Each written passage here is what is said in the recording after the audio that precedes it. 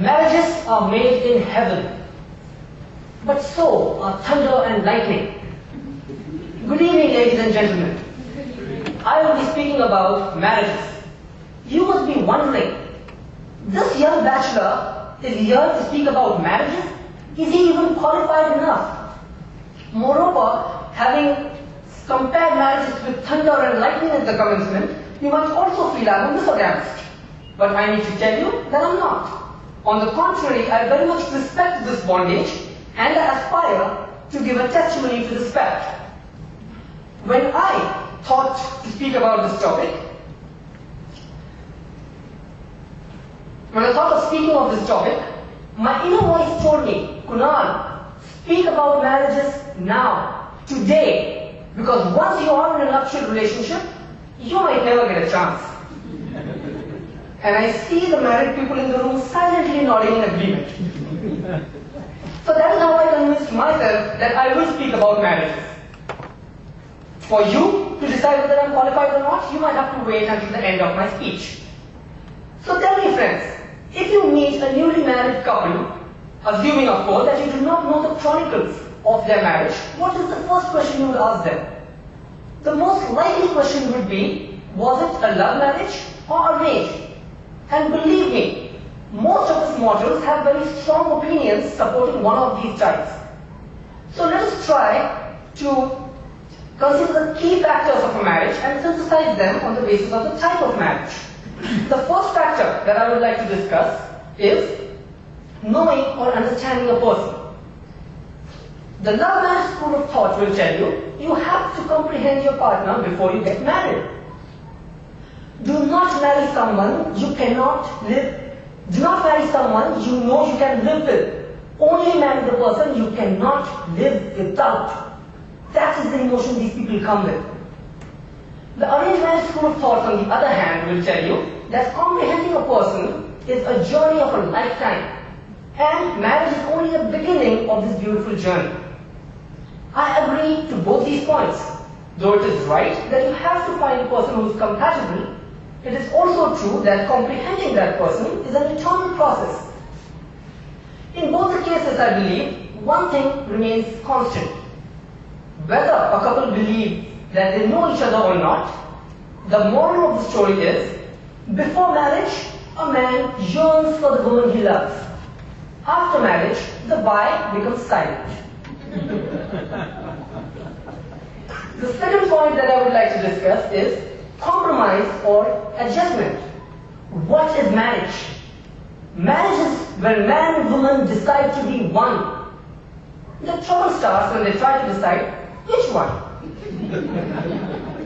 The love marriage school of thoughts builds upon its earlier described legacy that husband and wife know about the pros and cons of each other and hence are not ready for a compromise. After marriage, they start discovering different characteristics, few of which they might not like, and they have to reconcile. And then they come to the conclusion, this is not as good as I pondered. The arranged marriage school of thought, on the other hand, starts with a compromise. Just as in the above case, the husband and wife start discovering new characteristics, a few of which they dislike owing to the mundanely human attributes of variety of choices. And then they come to the conclusion, this is exactly as bad as I had contemplated. Moral of the story, all roads lead to Rome. In arranged marriage or love marriage, you will come to the conclusion that marriage and compromise are alter egos. The third point that I want to discuss is divorces. And we will use some statistics. The statistics, of course, is something you and me have heard and does not come from any reliable source. Moreover, I believe that a source reliable enough does not exist. The only reason I could give myself for this fact is that all marriage-related data must be kept by unmarried people. Because married people don't have the time to keep that.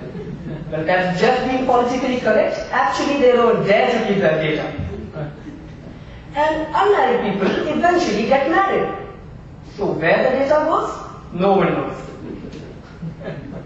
Yet, believing what you and me have heard, it is said that the number of marriages ending up in divorces is far less in arranged marriages as compared to those in love marriages. a verity that the arranged marriage school of thought loves to brag about.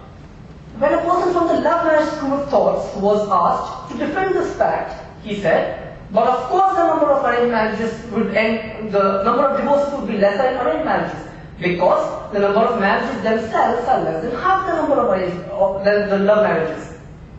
Probably a true fact. But why do divorces happen?